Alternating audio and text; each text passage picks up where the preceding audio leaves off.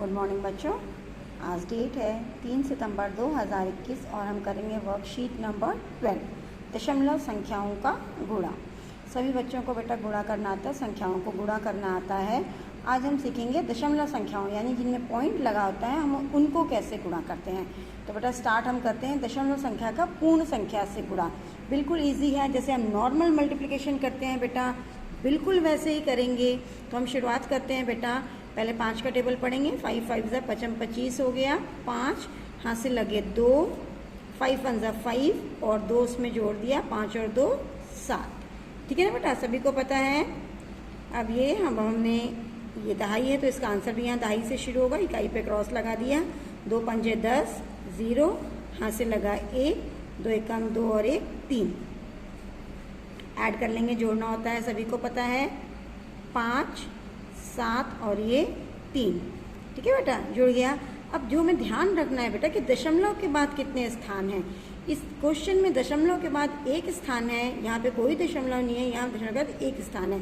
तो आंसर में भी दशमलव के बाद एक ही स्थान होगा बेटा। ये ध्यान रखना है कि यहाँ पर अगर एक स्थान है बेटा दशमलव के बाद तो आंसर में भी एक ही स्थान होगा दशमलव के बाद, ये नहीं बदलेगा। बाकी मल्टीप्लिकेशन बिल्कुल वैसे होगा जैसे हम करते हैं गुणा, सिर्फ दशमलव का हमें ध्यान रखना है। दशमलव के बाद एक स्थान है इसलिए आंसर में भी दशमलव के बाद एक ही स्थान होगा।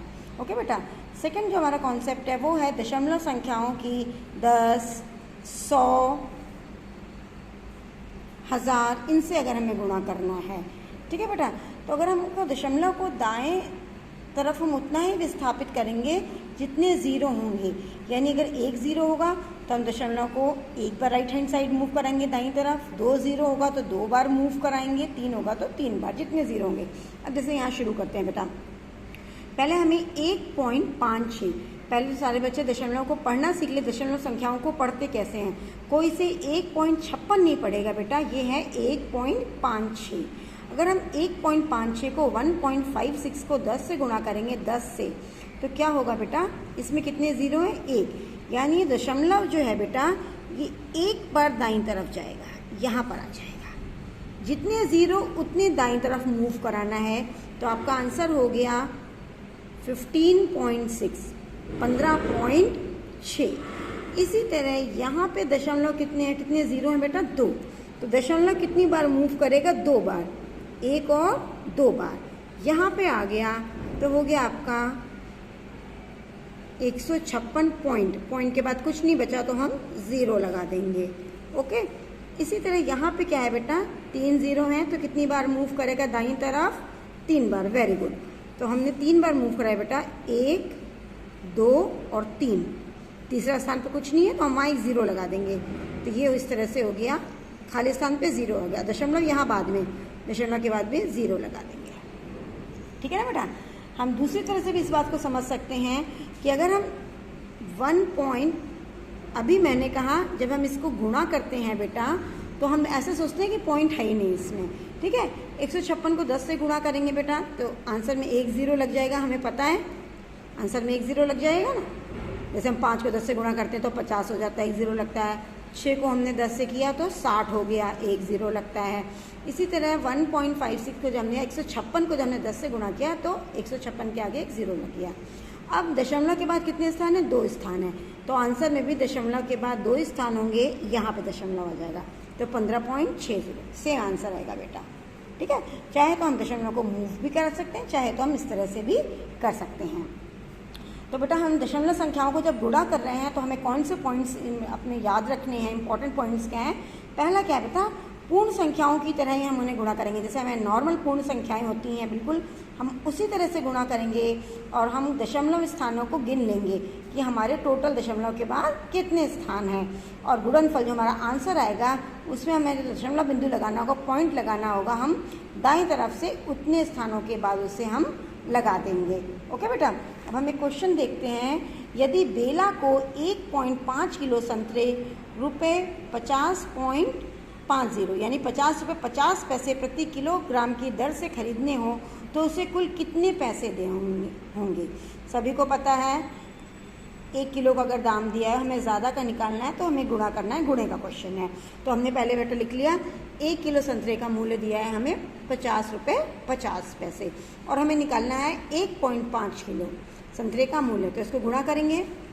तो अब देखिए बेटा हमने लिख लिया 50.50 को 1.5 से गुणा करना है। गुणा हम बिल्कुल नॉर्मल करेंगे, जैसे ही करते हैं। तो 5 को 0 से गुणा किया 0, 5 को 5 से किया 5 5 ज़ा 25, 2 कैरी हो गया, ये 2 आ गया, और 5 5 ज़ा 25, बचा 25।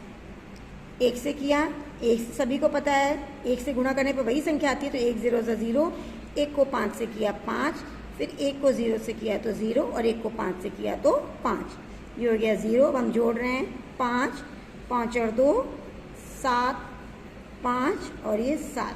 अब दशमलव के बाद स्थान देखेंगे बेटा, यहाँ पे 2 स्थान है दशमलव के बाद, और यहाँ पे 2 स्थान और यहाँ पे 1, यानी टोटल कितने स्थान हो गए हमारे दशमलव के बाद? 2 और 1 3, टोटल 3 स्थान है। तो आंसर में 1 2 3 स्थान के बाद दशमलव लगेगा, दशमलव के बाद 3 स्थान होने चाहिए। तो आपके कितने रुपए के हो जाएंगे बेटा?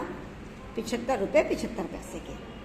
अब कुछ क्वेश्चन दिया है। पहला क्वेश्चन क्या है बेटा? आओ खेलें है, जिसमें हमें 2.5 को 10 से गुणा करना है, 2.5 को 100 से गुणा करना है, 2.5 को 5 से गुणा करना है, और 2.25 को 2.5 से गुणा करना है।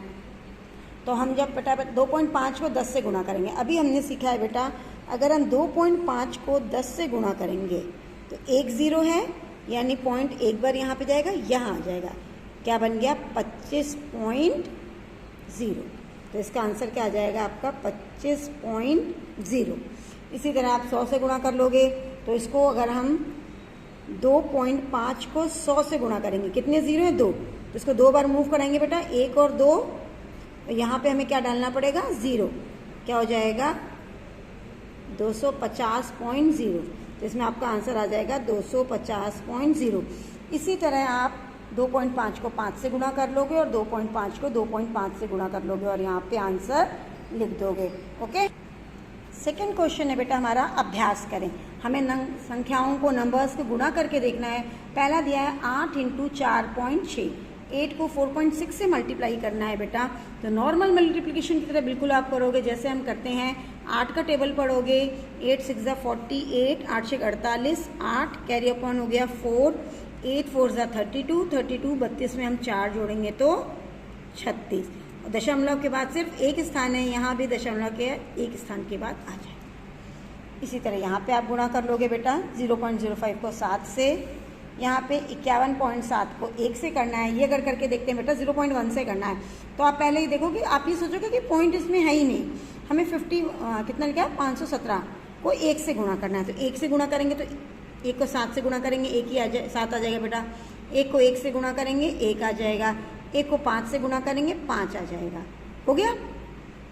अब हमें बेटा पॉइंट लगाना है। यहाँ पे एक स्थान है, और यहाँ पर भी पॉइंट के बाद एक स्थान है, यानी टोटल 2 स्थान हो गए। तो 1 2 2 के बाद पॉइंट यहाँ पे, ठीक है। इसी तरह ये क्वेश्चन आप कर लोगे।